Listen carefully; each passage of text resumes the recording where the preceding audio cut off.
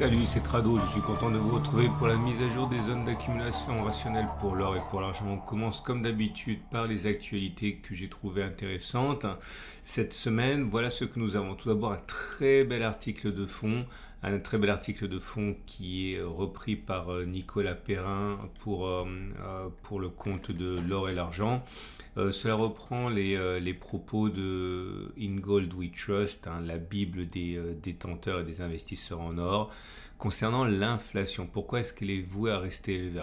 J'ignore si vous vous souvenez, mais le duo de In Gold We Trust était un des premiers à considérer il y a déjà des années que la reflation était en cours et qu'elle n'avait rien de transitoire au moment où les banques centrales l'affirmaient, et ils expliquent pourquoi ils n'ont pas changé d'un iota leur opinion et pourquoi cela devrait encore s'accélérer. Les questions de Russie, les questions de vélocité de la monnaie, bref, encore une fois un très bel article qui allie les fondamentaux et également l'actualité. Bref, je vous laisse découvrir ça, et encore une fois, si vous vous intéressez à l'or et à l'argent pour le long terme, vous ne pouvez pas faire sans les fondamentaux, et je vous invite à découvrir cet article. Le deuxième article, beaucoup plus, on va dire, circonspect par rapport à l'avenir de l'or, il nous vient du site de la Commerzbank, qui considère que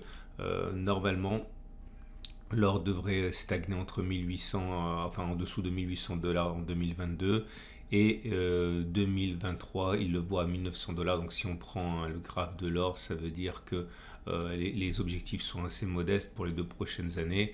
1800 $, ça voudrait dire qu'on serait cantonné à 3% jusqu'à la fin de l'année. 1900 $, bon, c'est un peu plus intéressant, 8,59 $, 9% pour les spécialistes de Commerzbank.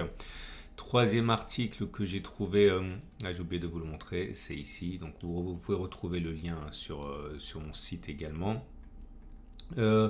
Également, troisième article intéressant, c'est les détentions d'or des banques centrales, et on voit qu'au-delà des vicissitudes de court terme, au-delà de la baisse du cours de l'or ces derniers jours et depuis 2 ans, enfin depuis 1 an et demi, on voit que les banques centrales continuent d'accumuler de l'or et profitent en fait des soldes pour le faire encore davantage. Je vous laisse découvrir les détentions mondiales. La France est toujours numéro 4.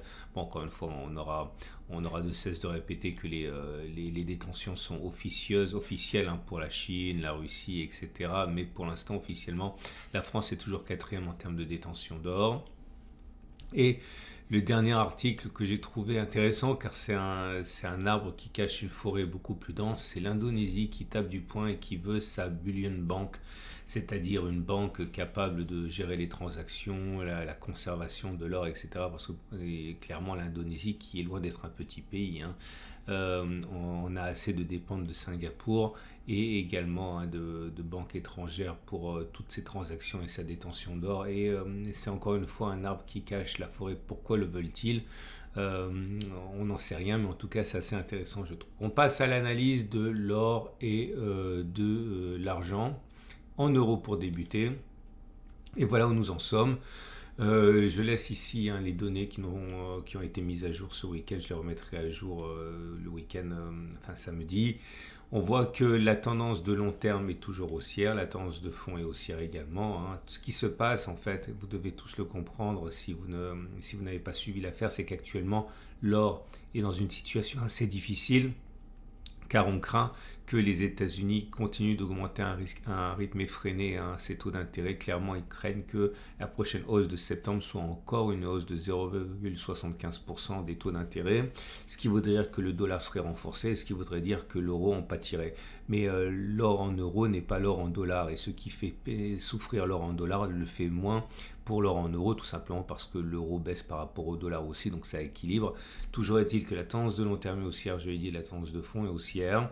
Attention, après une légère incursion sur le support majeur des 17,54, 16,80, on rebondit. Je considère qu'on est toujours sur zone d'accumulation rationnelle quand on est dans la zone rouge, Et donc à partir de là, c'est peut-être, mais je n'en sais absolument rien, la dernière occasion d'accumuler sur cette zone des 17,54, 17,80 euros. Les bougies Aiki-Nashi indiquent que bon, ça reste assez neutre, on va dire. C'est pas baissier, c'est pas vraiment haussier, mais la dernière bougie est encourageante parce que c'est une bougie verte sans mèche basse. Autrement dit, une bougie haussière, mais elle n'est pas terminée, elle est en construction. Hein. Et les bougies vertes sans mèche basse sont celles justement qui permettent un petit peu de folie et de pression haussière sur l'or. Donc on est en train d'en dessiner une pour l'instant. Pour l'or libellé en dollars, on l'a dit, c'est pas du tout la même chanson, mais c'est pas grave si vous êtes un investisseur en euros, puisque vous, ce qui vous intéresse, c'est la performance de vos euros transformés en dollars. Et encore une fois, je ne répéterai jamais suffisamment que si vous voulez garder de l'or pour le long terme, c'est bien en euros que vous devez réfléchir, et bien en physique que vous devez considérer de conserver votre or. Et vous avez ici la bonne nouvelle, c'est que vous êtes toujours sur une zone d'accumulation rationnelle, hein, celle des 17,65, 16,72 $. On est sur zone d'accumulation rationnelle. Par contre, la tendance de long terme est baissière, la tendance de fond est baissière. Les bougies Aiki-Nashi indiquent que pour l'instant c'est toujours baissier, mais ça s'améliore parce que la bougie rouge a une mèche haute maintenant, donc la pression baissière n'est pas aussi évidente.